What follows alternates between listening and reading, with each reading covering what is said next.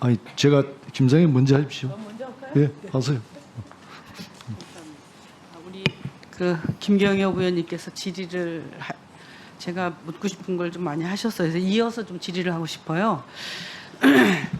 지금 그 워싱턴 선언에서 그동안 우리가 이제 지금 의장님도 말씀하셨지만 미국에서는 그 전술핵 문제 그리고 핵 개발 문제에 대해서 굉장히 신경을 쓰고 있었고 그 전부터도 사실은 그런 적이 있지 않습니까? 그런데 이번에 가서 확실하게 이제 NPT상 의무 준수를 명문화를 했습니다.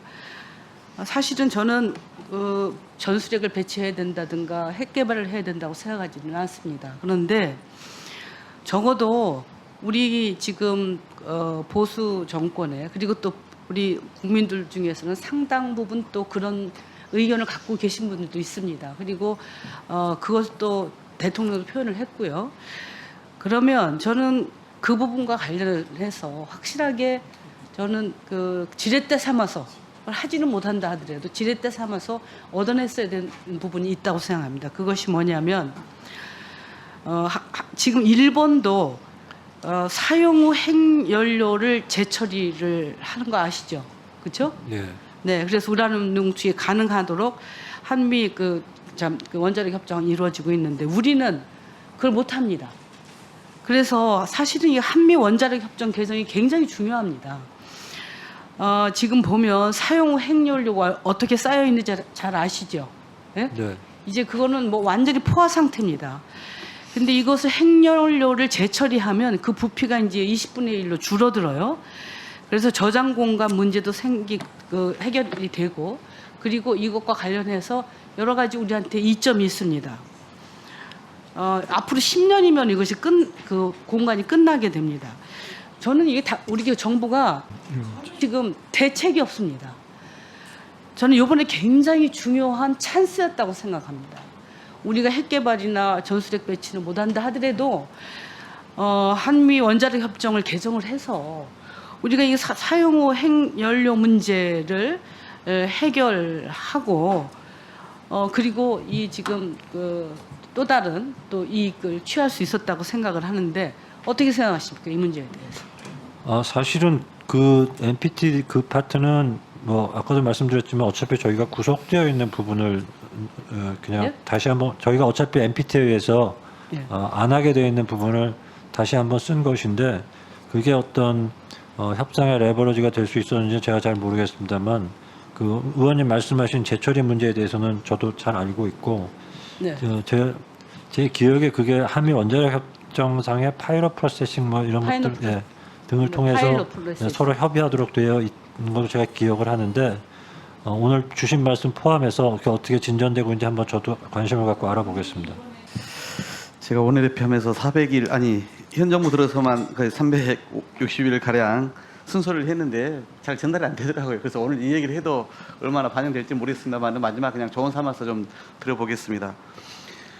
중국과 러시아의 수교 이건 보수 정부인 노태우 정권 때 시작하지 않았습니까? 남북 기본 합의서도 마찬가지였고요. 저는 보수 정부가 진짜 이런 부분에 있어서는 되게 역할을 잘해주기를 바라는 진심으로 원하는 사람 중에 한 명입니다. 그런데 뭐 잘 알다시피 보수든 진보든 역대 정부가 북방 외교 중시하고 남북관계 개선을 했던 것은 여러 가지 측면에서 군사안보적 측면도 있는 거지만 경제안보 측면도 지금은 더 갈수록 중요해진 거 아니겠습니까? 그렇기 때문에 우리가 사실은 균형이라 말을 쓰고 실용이라 말을 쓰고 국익이라 말을 쓰고 전략적 모호성이라 말을 쓰지 않습니까? 저는 이 부분이 지금 현 정부 들어서서 대부분 다 무너졌다고 생각을 하는 편입니다. 참으로서 걱정인 국민 중에 한 명입니다. 혹시 그 T25 들어보셨죠? 네? T25. 예. 예. 그러니까 이코노미스트가 최근에 보니까 초강대국이 분열할 때의 생존법으로 미중 대결에서 비동맹 유지 국가 중에서 25개 국가, 인도도 들어가 있고 뭐 사우디, 뭐 싱가포르 다 들어가 있더라고요.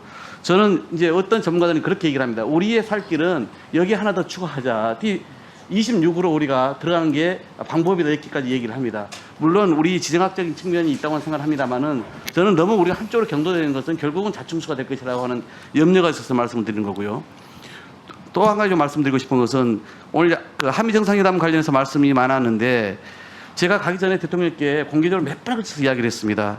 IRA법, 반도체 가격법 등 경기 현안 좀 해결하고 있어라. 그다음에 도청국 관련해서 강력하게 항의하고 재발 방지 받고 있어라.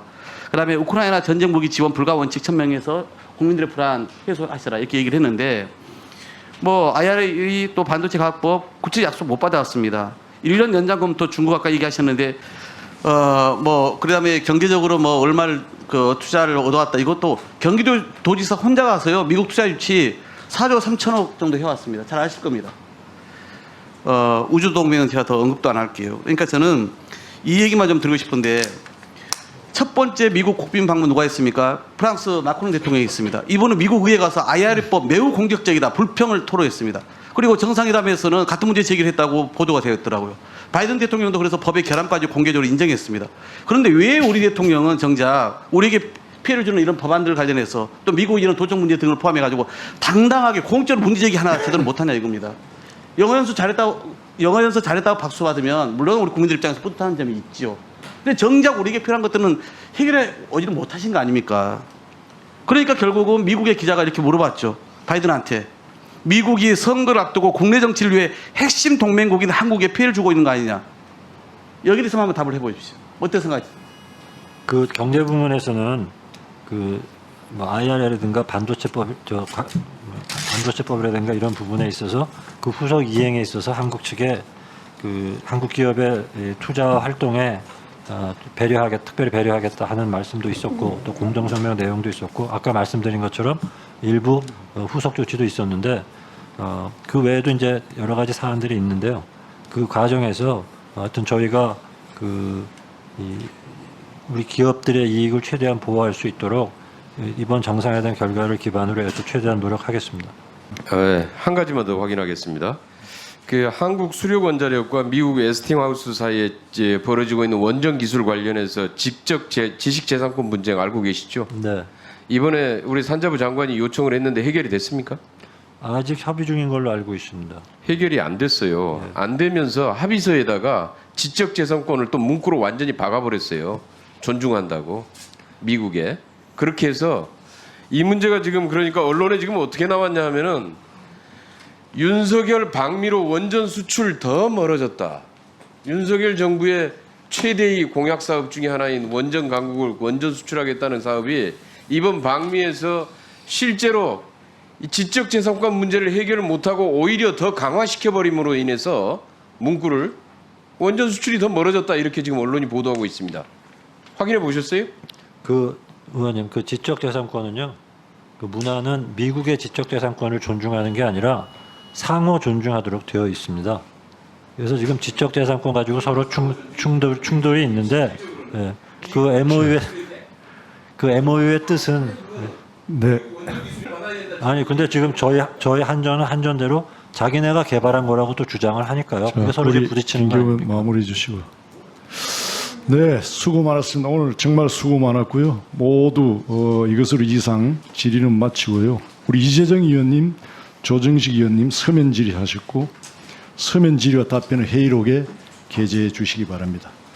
이것으로 제1차 전체 회의 산회를 선포합니다. 수고하셨습니다.